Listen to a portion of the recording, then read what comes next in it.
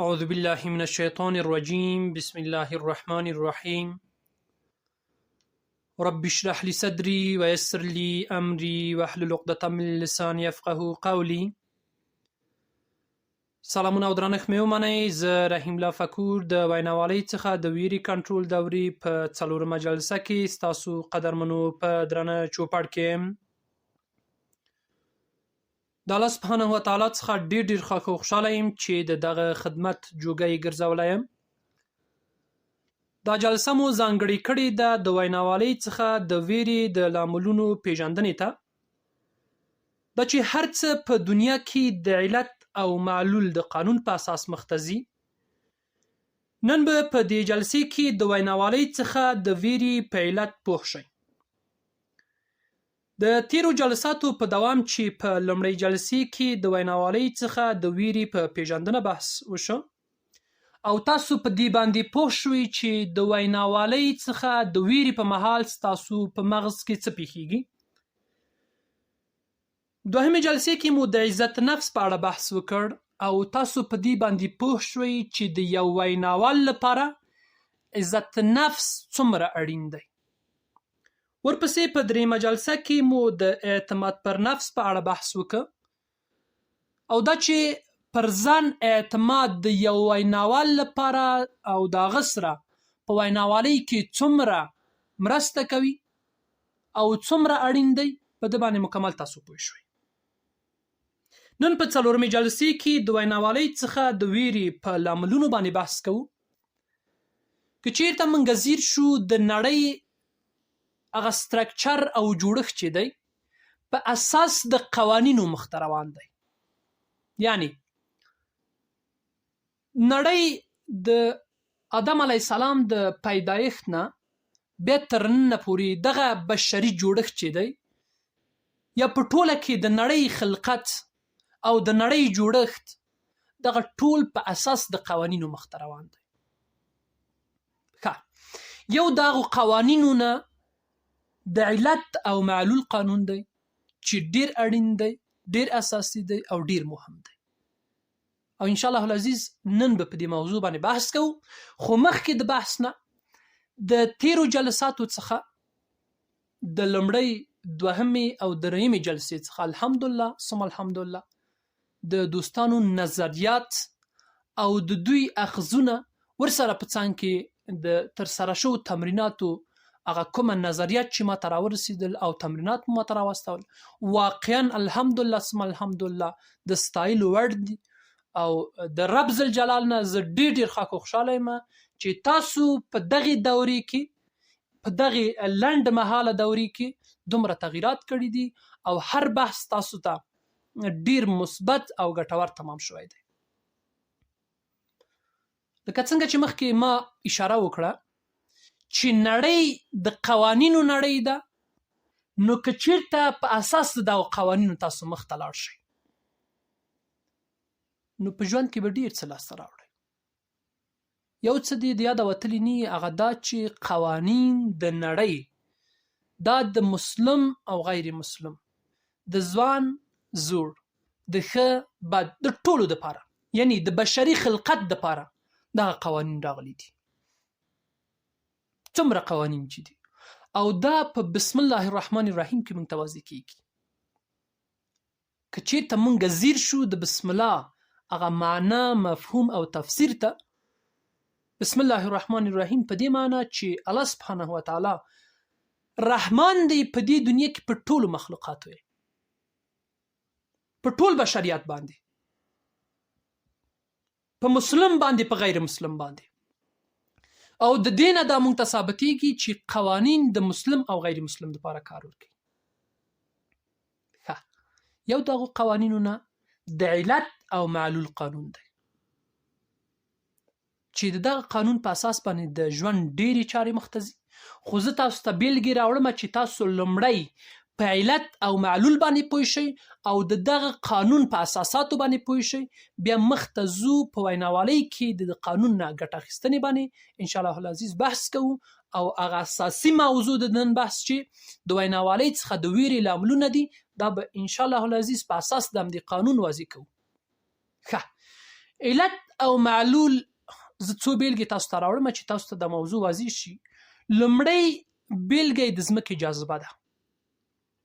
ګورئ که زموږ سره یو څه او د لوړې سطحې نه یې موږ غورځوو ټیټې سطحې ته، نو دغه غورځېدل یا لوېدل په ځمکه باندې دا باید یو علت ولري چې دا ځمکې ته جذب کېږي او هغه د ځمکې جاذبه ده.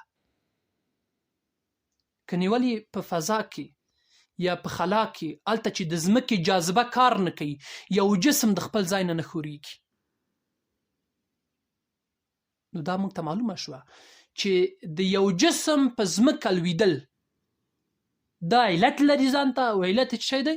د ځمکې جاذبه ده. یا انساني تحرک، حرکت، دغه خبرې چې زه تاسو ته کومه دا د څه شي په اساس کې دا باید یو علت ولري، او علت یې انرژي ده. یعنی زه که انرژي ونه لرم تاسو ته خبرې نشم کولی. که تاسو انرژي ونه لرئ دا خبرو ته غاږ نشي نیولی. که یو نفر چې تحرک کوي یو ځای ته، یو موخې ته، یو هدف ته پلی مزل کوي، په دغه مزل کې که چېرته انرژي ونه لري تحرک نشي کولی. بناهن علت یې موږ پیدا کړه چې انرژي ده، او دا نفر په اساس دغه انرژۍ تحرک کوي، حرکت کوي، یو ځای ته ځان رسوي. کله چې موږ دې خبرو ته ځیر شو نو موږ ته دا معلومیږي چې د نړۍ په سطحه هیڅ کار بې د علته منځته نه راسي. یعنی هر څه به ځان ته علت لري چې معلول یې منځته راشي. زه یو بله بېلګه تاسو ته راوړم. ښه بیان، یعنی یو نفر که ښه بیان لري د ده علت به څه وي؟ پرته د علت نه خو نه کېږي چې یو نفر د ښه بیان ولري. نن سبا فکر وکړئ 8 میلیارده انساني نفوس ژوند کوي، په دوی کې څومره خلک ښه بیان لري، په داسې حال کې چې قرآن عظیم شان کې علمه البیان خبره شوې ده. یعنی د بیان علم انسانیت ته، بشریت ته، خلق الانسان علمه البیان، انسان خلق او علم د بیان ورک. دوی کې کومه خلک ښه بیان لري، کومه خلک ښې خبرې کولی شي؟ هغه خلکو چې علت په نظر کې نیولی دی. ښه استاد فکر د ښه بیان علت څه دی؟ ښه بیان 2 علت لري، علم او عمل. علم او عمل چې دا مې مخکې جلسې کې هم تاسو ته څه نه څه وضاحت پرې ورکړم، او تاسو به دې پوه شوئ چې د ویناوالۍ هغه کومه هنر چې دی دا 2 وزر لري، یو علم دی بل عمل دی. که ته ښه علم نه لري، ښه عمل نه لري، نو ته ښه بیان ته نه رسېږي. بناءً دا یې علتونه شول او معلول یې ښه بیان دی. یو بله بېلګه تاسو ته راوړم چې تاسو نور هم پرې پوه شئ په دې موضوع باندې او تاسو ته واضح شي. د تور مبارک سورې په 15 مبارک آیت کې الله سبحانه وتعالی فرمایي: اعوذ بالله من الشیطان الرجیم ام خلقوا من غیر شیء ام هم الخالقون. یعنی دا موږ ته واضح کوي د قرآن عظیم شان آیتونه چې علت شته دی. الله سبحانه وتعالی په دې مبارک آیت کې فرمایي: آیا پرته د پیدا کوونکي دوی پیدا شوي دي؟ آیا پرته د پیدا کوونکي پیدا شوي دي دا خلق؟ ورپسې او که خپل ځانونه خپل پیدا کړي دي. یعنی دلته پوښتنه کوي چې علت نشته دی چې دوی پیدا شوي معلول؟ خالق مخلوق، یعنی علت هیڅ شی بدون د علت نه کېږي. بنان په دې باندې تاسو باید ډاډه شئ چې که چېرته د ویناوالۍ لپاره تاسو علت پیدا نه کړئ نو ښه ویناوال تاسو نه جوړېږي. او د علت او معلول قانون لکه څنګه چې ما مخکې خبره وکړه دا ښه بد دا نه مني، دا نه پیژني. قانون دی بس پلی که مخته بځي. که چېرته ښه کار هم کوي یو علت لري، که چېرته بد کار هم کوي یو علت لري. نو کله چې ښه کار او بد کار علت لري او علت هم جالبه خبره ده چې الله سبحانه وتعالی فرمایي چې وهدیناه النجدین، یعنی تاسو ته مې ټول هر شی در وښودل، بیا مې تاسو ته 2 لارې پرېښودلې. په کومې لارې باندې تاسو د ښه معلول علت تاسو ترسره کوئ او که د بد معلول علت تاسو ترسره کوئ، دا ستاسو په لاس ده. ښه ویناوالي چې ښه علت، ښه کار کول، ښه علم ترلاسه کول، ښه ویناوالي معلول دی. بد کار کول، بد یعنی دا موږ مثلا داسې نشو ویلی چې یو نفر د بد کار وکړي بد علم بد کار موږ نه لرو. منظور مې دې خبرې نه دا دی چې یو نفر که علم نه لري او هغه عمل ونه کړي نو پایله به بده وي، هغه هم بده ویناوالي. په نن اساسي او اړینه خبره هلته دا ده چې موږ خو اوس پوه شو په بېلابېلو بېلګو مې تاسو ته دا خبره واضح کړه چې علت په څه معنا، معلول په څه معنا. اوس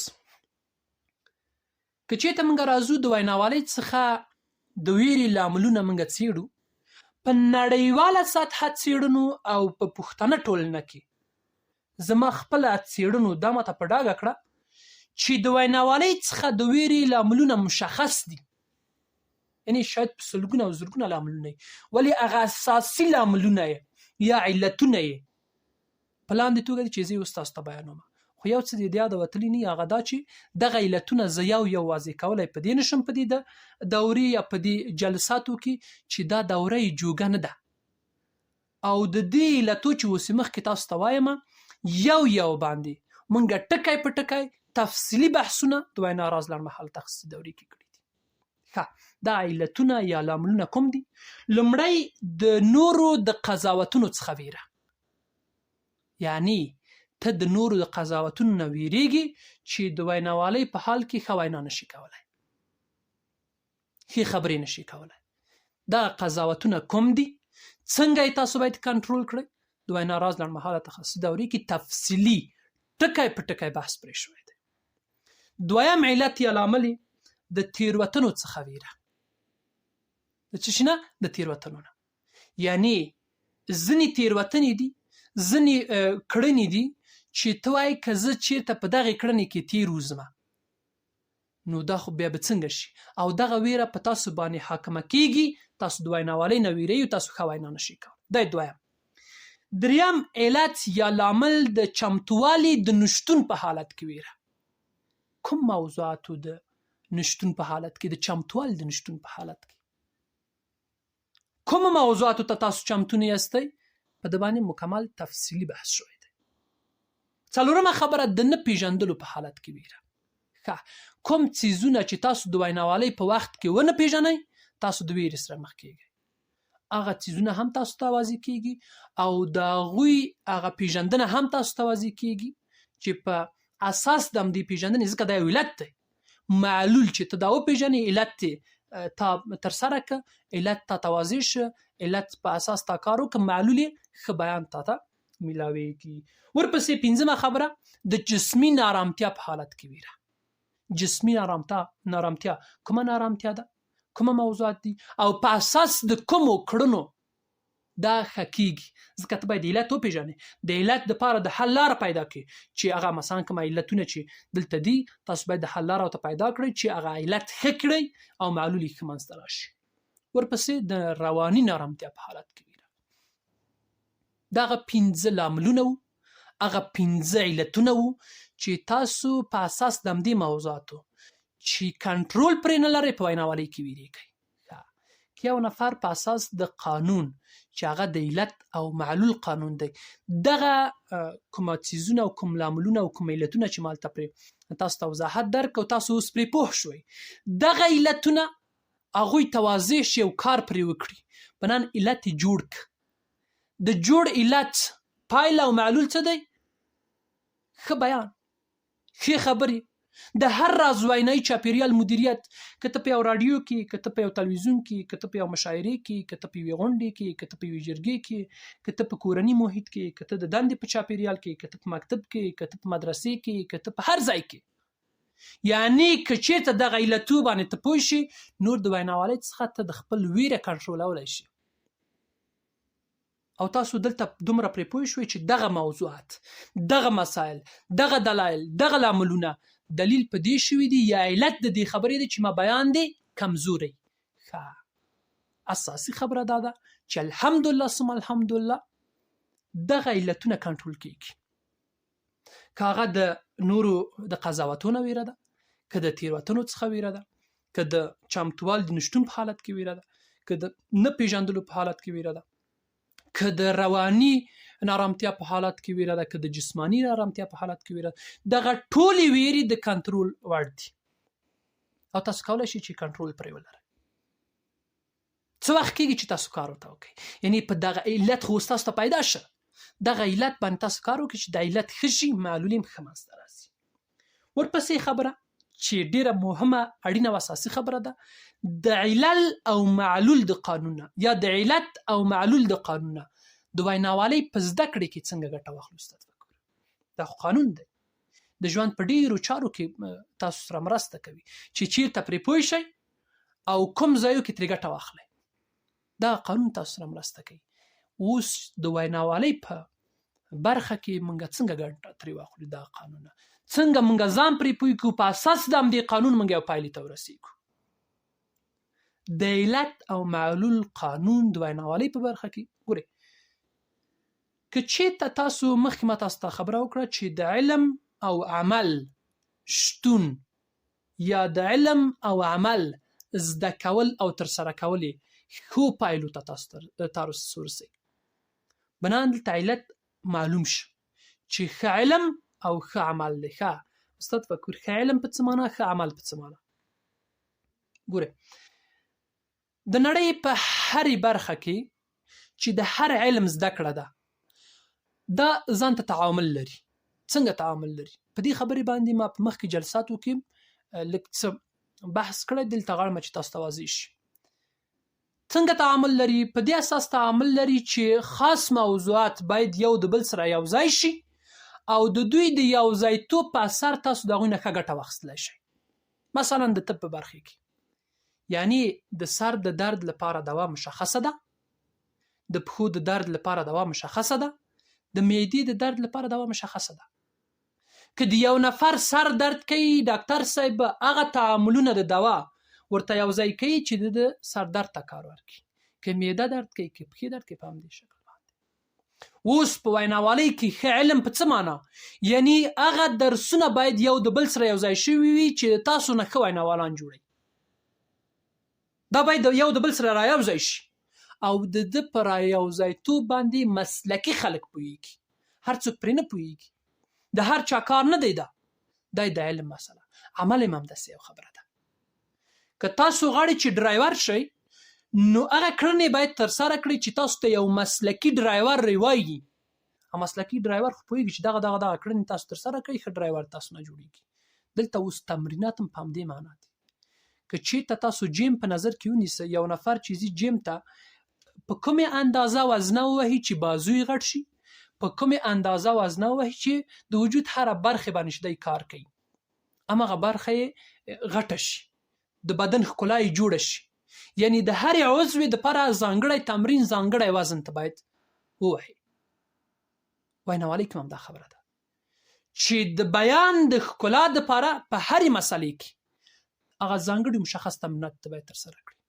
ښه تا علت جوړ کړ چې ښه بیان او ښه علم دی، معلول به څه وي؟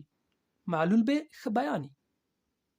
تا علت جوړ کړ چې ښه علم او ښه عمل دی، نو معلول یې څه دی؟ ښه بیان دی. که چېرته دغه دواړه علتونه نه وي، نه ته ښه علم ولري او نه ته ښه عمل ولري، نو بیان به دې څه وي؟ بیان به دې خراب وي، بیان به دې جوړ نه وي، بیان به دې په ټولنې کې ته هیڅ وینایي چاپیریال نشي مدیریت کولی. ډیری وخت دوستان ماته دا پیغامونه هم په ټلګرام کې هم په واتساپ کې راځي چې استاد فکر زه په کورنۍ کې حتی خبرې نشم کولی، زه په مکتب کې، زه په مدرسې کې، زه په پوهنتون کې، زه دندې په چاپیریال کې، زه په جرګې کې، په مشاعرې کې، په غونډه، په تلویزیون، په راډیو، په هیڅ ځای کې زه ښې خبرې نشم کولی. دلیل یې څه دی؟ علتونه ورسره نشته دی. نه په ویناوالۍ کې دی علم لري او نه عمل لري. نو څنګه به یو ښه ویناوال ترې جوړېږي؟ بناءً اساسي خبره څه ده چې اوس خو تاسو په خبره باندې پوه شوئ، د ویناوالۍ څخه د ویرې په لاملونو باندې پوه شوئ، په علتونو باندې پوه شوئ. اوس ښېګڼه کوم ځای کې ده چې تاسو کار پرې کولی شئ. او کار یې څنګه کار کېږي، څنګه کار ترسره کېږي؟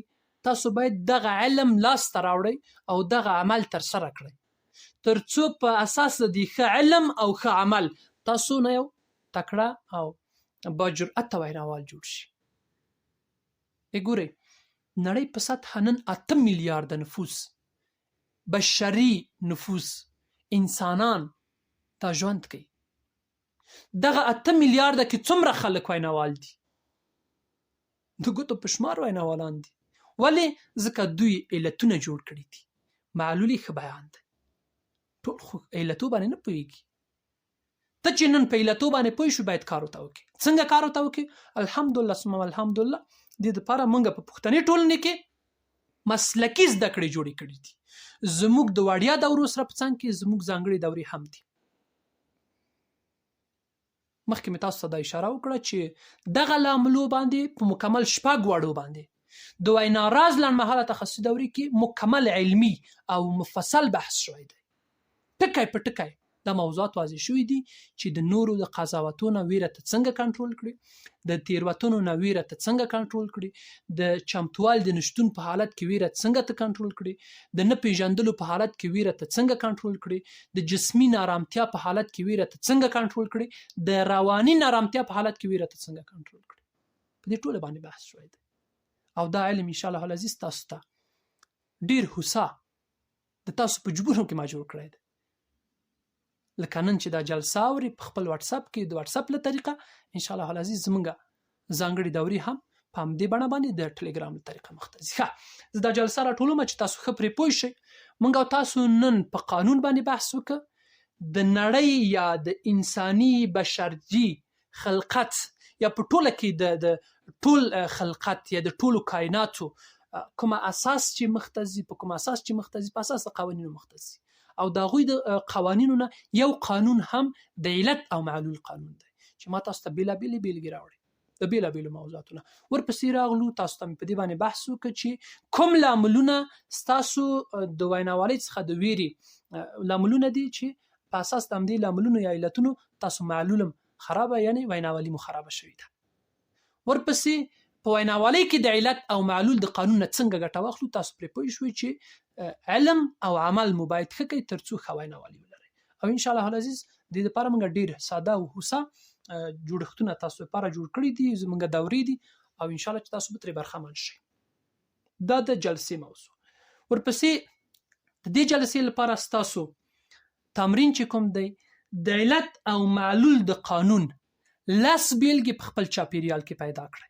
په کتابچې کې به دې ولیکئ 10 بیلګې د علت او معلول د قانون په اساس باندې 10 بیلګې به پیدا کړئ په خپل چاپیریال کې دي. دا 10 وړه به ولیکئ. هغه انځور به ماته راوستئ او په دې به فکر وکړئ چې ښه که دغه موضوعاتو کې دا د علت او معلول قانون کار وکړي نو زما د بیان په ښه‌توب او بدوالي کې هم د علت او معلول قانون کار وکړي چې که چېرته زه کار پرې وکړم په بیان مې ان شاء الله العزیز د ما نه به یو ملي او نړیوال ویناوال جوړېږي.